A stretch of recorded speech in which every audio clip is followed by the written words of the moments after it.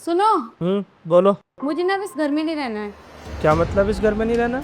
मतलब मुझे इस घर में नहीं रहना है। अरे क्यों नहीं रहना है? कुछ बात हुई है क्या? पापा से कुछ बात हुई तो बताओ मुझे, मैं पापा से बात करूँगा।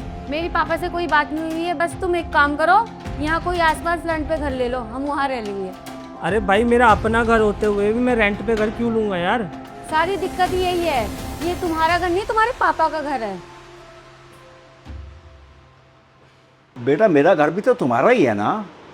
अरे पापा, यही तो इसे सुबह से समझाने की कोशिश कर रहा हूँ, पता नहीं कैसी बातें करने लगी है। तुझे कोई कमी है क्या इस घर में? कोई परेशानी है तो बता। नहीं नहीं पापा, मुझे कभी इस घर में कोई कमी महसूस नहीं हुई है, बल्कि आप तो मुझे अपने बेटे से भी ज़्यादा प्यार करते हो। हाँ तो फिर क्या दिक्कत है? रेंट पर क्यों जाना है? ये घर भी तो तुम्हारा ही है। पापा, सारी प्रॉब्लम तो यही है कि ये घर आपके नाम है, इनके नाम नहीं है। पागल हो गई हो क्या तुम? पापा के सामने कैसी बातें कर रही हो ये? बेटा अगर तू कहती है ना तो मैं ये घर अभी इसी के नाम कर देता हूँ। इसमें परेशानी वाली क्या बात है? मेरे बाद सब तुम्हारा ही तो है, और मेरा तुम्हारा सिवा है ही कौन? और तुम मुझे बुढ़ापे में छोड़कर चले जाओगे? देखो लक्ष्मी, अब तुम हद से ज़्यादा बात कर रही हो।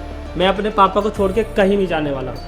नहीं नहीं पापा, अब मेरा वो मतलब नहीं था जो आप समझ रहे हो। मैं तो आपकी सेवा जैसे करती आई हूँ वैसे ही करना चाहती हूँ हमेशा ज़िंदगी भर।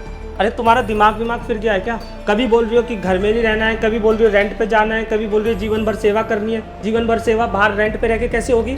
ठीक है, अगर आप चाहते हो कि हम इस घर में रहें तो हम इस घर से कहीं नहीं जाएंगे, लेकिन मैं इस घर में एक ही शर्त पर रहूँगी, जब आप पापा को रेंट दोगे। क्या बोल रही है बहू? अपने घर में किराया? हाँ पापा, इस घर में मैं जब ही रहूँगी जब ही आपको रेंट ला के देंगे। जाओ पापा को रेंट ला के दो, वरना मैं इस घर में नहीं रहूँगी।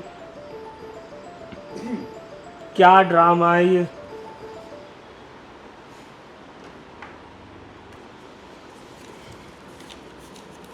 दस 10,000 है, ये तो ठीक है। हाँ ठीक है।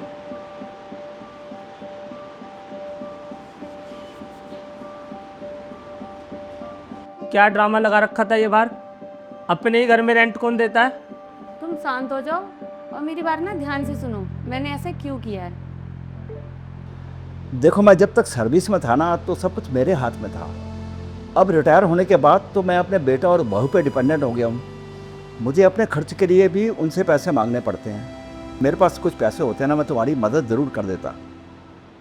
सॉरी, अब तो मैं कुछ नहीं कर सकता। पापा रिटायरमेंट के बाद घर पे ही रहते हैं, वो हमसे अपनी कोई भी चीज़ लेने में कतराते हैं। और तो और अगर हम उन्हें कुछ पैसे दे भी रहे होते हैं ना तो वो भी मना कर देते हैं। इसलिए मैंने पापा को पैसे देने का यही एक तरीका निकाला।